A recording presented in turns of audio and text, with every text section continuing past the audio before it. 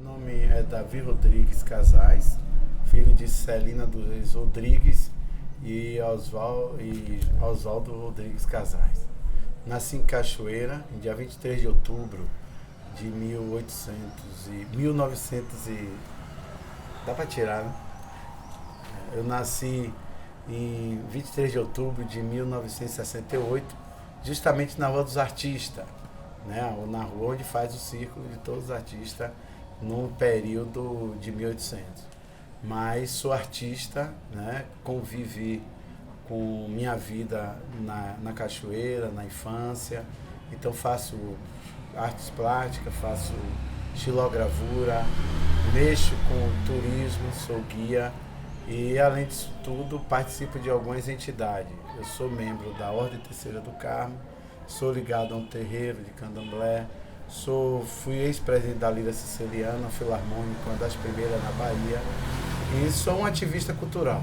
Luto para a gente chegar a esses equilíbrios da cultura popular no Recôncavo. Meu trabalho ele é um acervo que ele retrata e traz essa relação da cultura popular do Recôncavo. E diversas formas eu me expresso, uma das quais é nas brincadeiras de criança, nas manifestações culturais e justamente nesse mundo, nessa arte da culinária e das iguarias.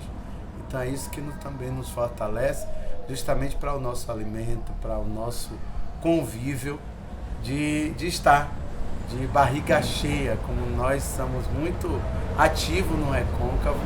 Então essa forma de expressão de barriga cheia é uma expressão nossa. Então a gente vive, revive, respira e transpira a cultura, mas se alimenta com essa relação da barriga cheia. Então aqui você tem a mulher de quitute, que é uma tradição do nosso Recôncavo, especialmente Cachoeira, que é essa mulher que vendia as iguarias.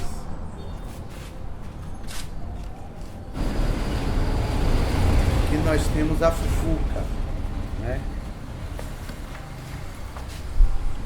A fufuca, ela é um amendoim junto com castanha e outras coisas, batida, e ao redor se fazia em um papel.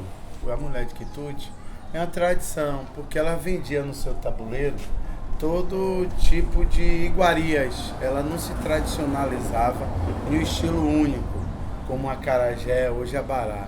Então ela vendia bolinho de moça, vendia aponã, vendia lelê, ela vendia uma série de elementos para o comércio. Já a baiana, que hoje todas na cidade de Cachoeira, ela só vende o acarajé e o abará. Mas a quituteira, a mulher de quitute, ela vendia várias iguarias, o bolinho do aponã, e aí você tem uma série. Essa é a grande diferença. E até o traje de vestir era um traje mais colorido. Era um traje muito mais colorido. Essa é a bala de mel. Todos nós sempre chupava essa bala, né? Era muito comum. Você só tinha duas balas muito conhecidas, a de amendoim e a de mel. Então a de mel ela fez muito parte da gente. Não era essa forma bem industrializada, ela é bem artesanal. E algumas famílias fazia para, na hora do recreio, a gente ganhava ela. Então ela fazia uma camada fina de um produto, eu não tenho, mas dentro era um melzinho e o papel era bem artesanal. É o bolo de massa. Gente, o bolo de massa, ele até o dia de hoje, ele está presente na feira. Ele é um bolo feito de uma massa que vem da mandioca, e essa massa depois ela é enrolada na folha de bananeira. Aí tem que ver a hora da lua, tem toda uma relação lunar junto com essas iguarias. Ele leva recheio, ele leva a massa, né? Depois você fazer a farinha, ele faz essa massa, depois bota no forno com a folha, ele fica no forno com a folha e aí ele depois é vendido nas feiras livres aqui. Até o dia de hoje, todo dia de sábado, ou sexta ou quarta-feira, a gente é tradicional. Quando a gente era menino, não se existia merenda escolar, então a nossa mãe comprava 2, 3 bolinhos. Então cortava, enrolava ele em um papel fino, né? E esse bolo a gente ia comer. Então eu já comia segunda, quarta e sexta. Então era o nosso alimento no período de ir à escola. Era pra gente o nosso recreio, a nossa merenda do recreio. A lua é porque naquele tempo se tirava folha de bananeira até para enrolar de acordo pelas fases da lua. Então as pessoas sempre usavam essas fases para tirar as folhas, que até hoje muitas delas se usa essa condição. Em lua tal é melhor para isso, até para ir ao fogo. Isso as pessoas usam até os dias de hoje. Esse é o doce de tamarino. Tamarino é uma fruta. Na verdade, a cidade era recheada de plantas vinculadas a tamarino. Inclusive, aqui tinha uma feira do tamarino, que era ali na Praça do Correio, uma das feiras mais importantes.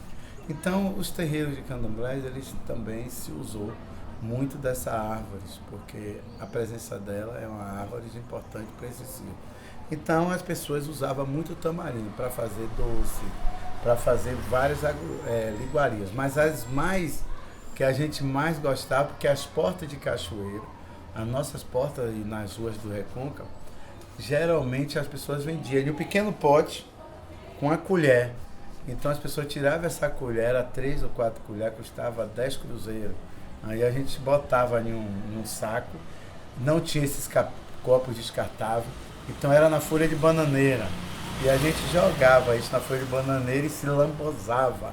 Então quando chegava 4 horas da tarde, todo mundo tinha que ter um dinheiro para ir comprar o doce de tamarino. E aí você tinha a dona de Norá, que era muito próxima aqui na minha rua, seu José, que já vendia os 2 tamarinos. Então, meu filho, tá aqui a colher. Aí já pegava a colher, 1, 2, 3, vendia por colher. Porque às vezes a gente só tinha uma colher para dividir para 3 ou 4. Mas essa iguarias é deliciosamente bacana. Esse, gente, já dá para ver o estilo dele, bolo assombroso. Bolo assombroso. Ele tinha muito água e sal, mas tinha recheado. Então, geralmente, a gente tinha os pontos de lendas aqui. Então, minha geração gostava de ir à noite, todo mundo, as meninas ficavam brincando de baleado, outro de patinete, mas tinha um grupo que ficava contando os causos, né? Aqueles causos com calém. Aí, nossa tia, as mães, olha, eu vou dar um bolo assombroso.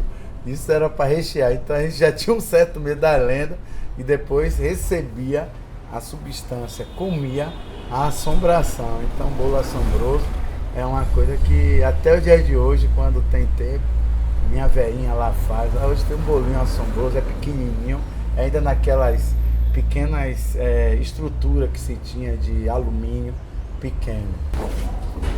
Aqui as quartinhas, gente, as quartinhas é muito presente. Geralmente hoje as pessoas botam quartinha de amendoim, mas era tudo misturado. Então você tinha quartinha de amendoim, um pouquinho de camarão. Isso era geralmente comprava. A nossa mãe gostava de castanha. Então a gente, olha, bora lá ver as quartinhas. Então a gente chegava na feira, comprava uma quartinha, juntava todo mundo dinheiro. E aí o cara tava lá. Então qual é que você quer? Aí você quer 1 ou 2 ou 3 ou 4. Então isso está presente até os dias de hoje na feira, essas quartinhas.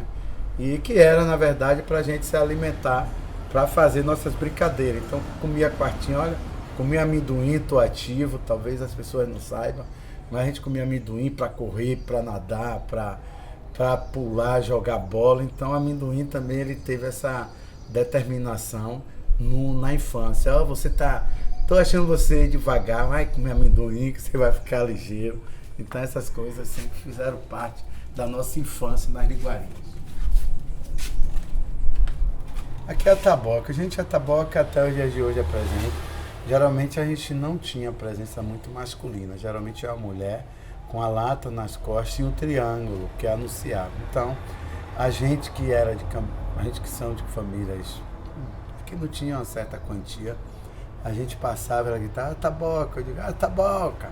Mas geralmente a gente tinha pouco dinheiro, comprava uma, dividia para 3, mas era uma festa tão deliciosa que a gente não só se deliciava com a taboca, mas só a gente ter uma taboca para dividir já era uma festa.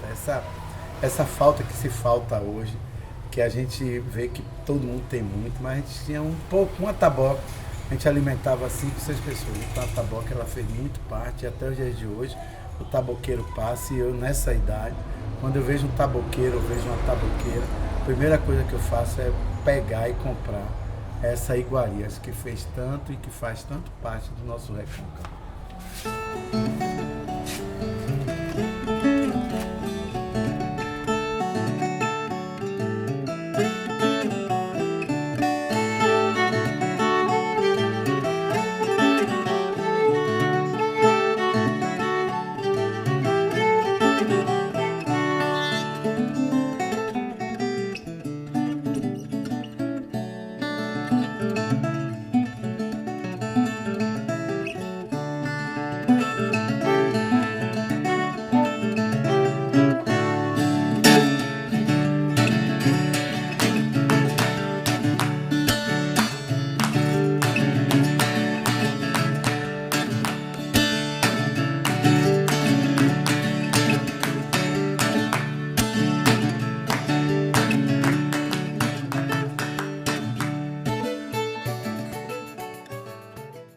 Então essa é a forma de falar a evolução do picolé na cidade, porque as pessoas se preocupam muito com a evolução humana, com a evolução científica, com a evolução da construção, mas do picolé, que é tão tradicional, essa iguaria. Então eu criei a evolução da iguaria do picolé. A gente sempre teve uma infância ligada ao rio, ligado à água, ligado à cidade, porque nos permitia a gente ficar brincando em cada rua, em cada beco, em cada travessa. E isso a gente desgastava, a gente não existia outro tipo de brincadeira a não ser correr, queimar o suor. E para queimar o suor você tinha que também se alimentar. Então o alimento era assim, tinha que ser criativo, e aí a gente tinha nossas tias, nossas mães. E Zizinha entra muito nisso porque ela é confeiteira, né? É uma senhora, e aí ela, quando se fazia o confeite, quando estava ali no bolo, já arrumando para vender, eu já estava de junto esperando, porque o que sobrava a gente fazia a nossa festa. Então você já tinha um ganho que era do bolo, mas um ganho nosso que era a sobra, e essa sobra que nos alimentava. E aí às vezes também sobrava materiais. E quando sobrava esses materiais, como ela era muito boa em fazer comidas e iguarias, logo ela fazia, olha, sobrou aí, já vou deixar para fazer outro tipo. Aí o bolo confeitado, daqui a pouco virava um pudim de batata, virava um pudim de aipim. Então era uma relação assim divina, porque não se jogava fora. Porque a gente já não tinha uma certa condição. Então tudo que sobrava era comida, né? Não se tinha lixo orgânico para se jogar. A gente se alimentava disso. E uma das coisas que eu admiro nela, que ela, como professora de infância e gostava, ela escrevia. Então ela chegava, fazia o caderninho dela com a receita e os valores. Então você tem aqui uma receita, aipim de bacalhau, né? O pudim. E aí você tinha essa receita e ela já botava 200 cruzeiros. Então a pessoa chegava, aí ela já dizia quanto era que gastava. Então ela fazia já o gasto com os valores. Então você já tinha uma receita de contabilidade, que essa receita é que diferencia de muitas outras. Então você já sabia que ia fazer aquilo, mas se gastava. Então outra coisa que eu admirava era a forma de descanso de alguns materiais. Por exemplo, tinha alguns materiais que ao fazer, ela primeiro cortava um pedaço, chegava no quintal e jogava, que era uma coisa dela, eu vou jogar para tudo dar certo. Então ela já cortava.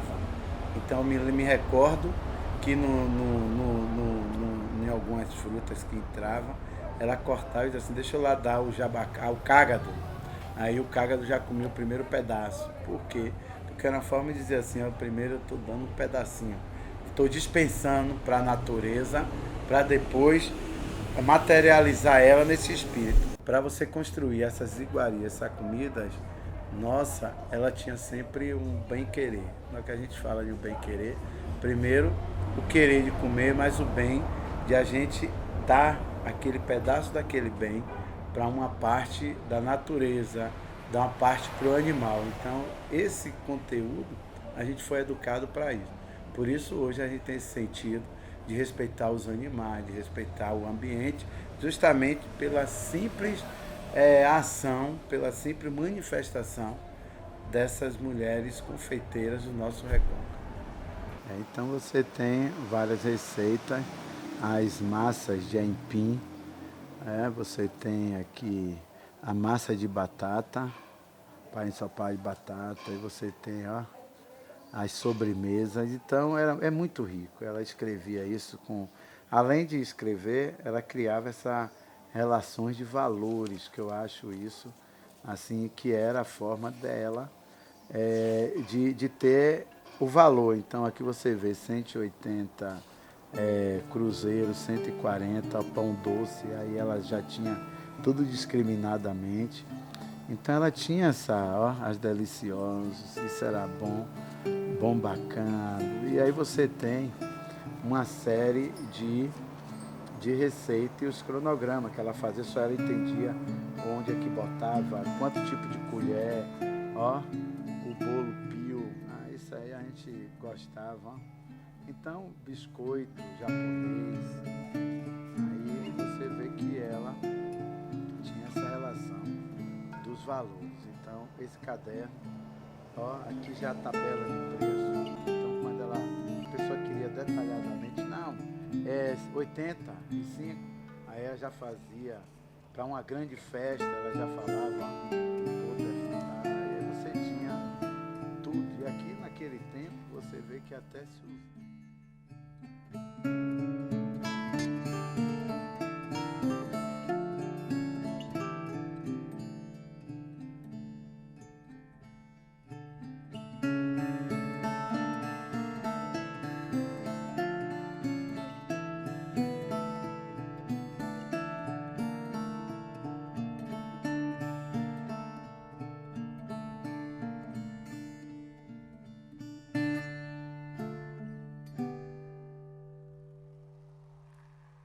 Aqui, gente, antes de fazer o bolo, aqueles bolo grandes, aí todo de coisa ela fazia. O primeiro andar, ela já escrevia aqui foi de um. O segundo, o primeiro andar ela botava esse zigue-zague, segundo as bolas, terceiro mais outro zigue-zague. Aqui faziam as pronchas parecendo uma chuvinha, umas descidas, cortinada. Aqui o círculo com o quadrado e no final o quadrado todo com as letras das pessoas. Para se fosse boda de ouro, aí botava as iniciais, a letra. Para se fosse Vanderlei e Isa, então era VI, então incluía. Se fosse uma pessoa só, aí botava A, fosse Davi, aí botava só D, todo bolo. Porque dizia quanto mais letra, tem mais vida, tem mais saúde. Então, os bolos desse pessoal, ela gostava de fazer isso. Nas últimas paradas.